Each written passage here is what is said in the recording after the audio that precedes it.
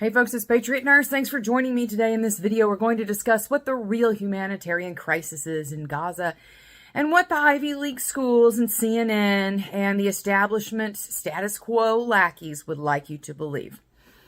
So at this point in the response to the butchery, which we saw, where over, I believe at this point, 1,200 Israeli civilians, men, women, and children were burned alive, beheaded, mutilated, massacred by a jihadist guerrilla element that had the popular support of the constituency of Gaza.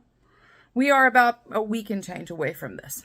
And at this point, as I mentioned, as I said was going to happen about a week ago, the world's sentiment is turning against Israel. The jihadist elements that have infiltrated the Western world because we brought them here and let them in and had their constituency multiplied to the point where we have several of them who are serving in Congress. At this point, people are starting to cry that Israel is committing genocide and starving people out and humanitarian crisis, and blah, blah, blah, blah, blah. Because the water got turned off, the electricity got turned off, etc., and people were told to evacuate and to go south. The amount of sheer hypocrisy by people whose very fundamental belief system is genocidal in its nature. Jihadism is genocidal. There's no question about it. Even the documents that support them from a Quranic standpoint, a Hadith standpoint, like they're very, very clear about this. And so the Western world and the white guilted liberals and the Ivy League schools and the quasi-conservatives who want the luxury of opinion without the inconvenience of thought are all parroting the same nonsense, saying that Israel is the perpetrator of the humanitarian crisis. Here's the thing. Here's the real humanitarian crisis. Hamas, which is a genocidal terrorist organization, was duly and democratically elected by the constituency of Gaza. The last opinion poll that I'm aware of showed that they had over a 75% satisfaction rate of that said constituency. So let me get this straight. Israel is supposed to tolerate the invasion of its borders, the murdering of its people, which roughly equates to, if the same thing, God forbid, if the same thing happened here in the United States, it'd be the equivalent of about 44,000 people killed in one day. They're supposed to tolerate this because of the supposed 25% of the Gazan population that do not support Hamas. White guilted liberals are all crying about this. But I ask you to use your head just a little bit here. What percentage of Americans took up arms to overthrow the British with tyranny that was directly related to quartering of troops in houses and taxation? Not the wholesale slaughter and butchering of men, women, and children. What percentage of Americans took up arms? 3%, maximum 10%. So you mean to tell me that a supposedly oppressed people, supposedly 25% of the Gazan population that doesn't agree with this, that they couldn't rise up? Sounds like a personal issue to me. Sounds like a courage issue to me. Sounds like a Bronze Age war death cult issue to me that we are not going to fix with the delusion of democratization. So what is a Western democratic post-Enlightenment culture to do? Are they to tolerate this like some type of rabid beast in a cage that they're supposed to feed because of their own guilty conscience? Absolutely not. They are justified. Israel is 100% justified in using any means necessary to defend their territory. And when it comes right down to it, that water, that electricity is easy to turn back on if the hostages were relinquished. But that's not what's happening. And oh, by the way, that 25% of supposed people who don't support Hamas, where are they in bringing hostages back? Where are they in the outcry of this? Nowhere to be found. Why is that? In the words of Mao Zedong, the gorilla is the fish, and the people are the ocean in which he swims. Hamas happily swims in the ocean of Gaza because the people want it so. And if you doubt me, watch the celebratory videos, if you're sick enough to find them. Watch the celebratory videos of women, specifically women, welcoming back these jihadists with the captured hostages, the captured, mutilated, tortured hostages, with celebratory cries.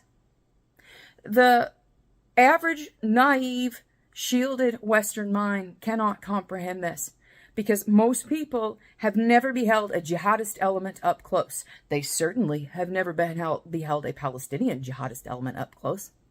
They've never been to these places. They're just ideas on a map, so that way they can get their little bit of white guilt expiated and do their little penance and hold up their Free Palestine flag. But the understanding of history starts long before 1948, long before the Ottoman Empire. It goes back to Byzantium, into the Roman Empire, and even into the Bronze Age in that area as well. And the people of Israel have an unqualified claim to the land. There's no question about it. And when you consider the rhetoric that is going around, it is meant ultimately to victim blame. It is meant to blame victims. It is meant to set up for a second genocide of the Jewish people. And don't you find it interesting that on the Day of Rage, which thankfully mostly fell flat here in the United States, all over the world, the so-called religion of peace was clamoring for the gassing of Jews, for the death of Jews.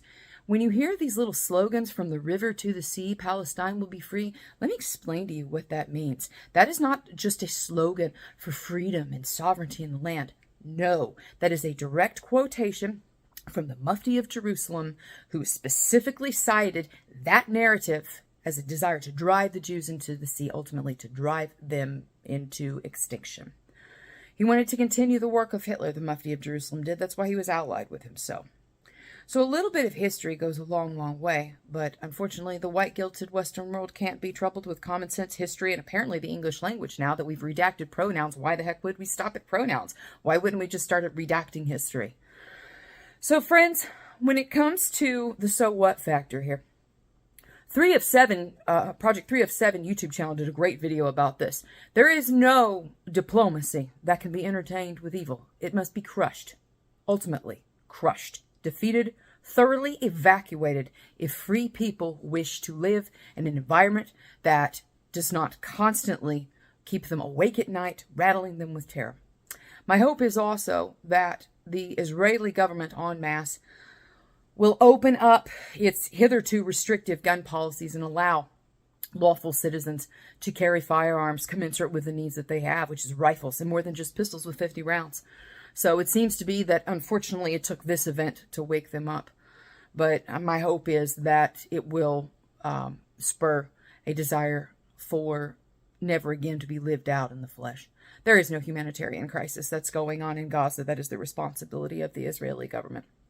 The Gazan people, duly and democratically elected of their own free volition, a terrorist organization, and a mob of guerrilla Wahhabists to serve their needs. And then they are surprised whenever there is retaliation for their war aims being met. When you consider that their articles of organization are very clear, that it is not about ensuring rights of people, ensuring rights of Palestinians. Their aim expressly at the very beginning is the annihilation of Jews. That is it. So there's no parley with this. There is no coexisting with evil. It must be crushed 100%. And in the words of Stonewall Jackson, the black flag is the only thing that will do. Only a complete and total neutralization of such an enemy will result in peace. If people really cared about humanitarian issues and they really cared about lives overall, they would do the calculus and recognize that a swift defeat of such an enemy is much greater of a vote for humanity than parlaying with such wickedness. I hope the video was helpful for y'all. If you did enjoy the video, I hope you'll subscribe to me here on YouTube, Patreon. You can also stay with me and support me on Patreon, Subscribestar, Cryptocurrency, and PayPal. If you would like to train with me, because it is obvious to me at this point that this conflict is going to spread over into the rest of the world. We have been told about this in many different places throughout Scripture, for those of us who actually read Scripture. And I fully anticipate that this will become a global conflict. The makings of this have been on the move for some time, definitely at the beginning of COVID, since 2020. But the destabilization from the pandemic, moves and counter moves, is taking full place. I expect that should we become involved in any way in the Middle East, that China will take Taiwan within a matter of just a few weeks. And that will set off probably World War III. You need to be squared away at this point, whether it's with food, with beans, bullets, and Band-Aids.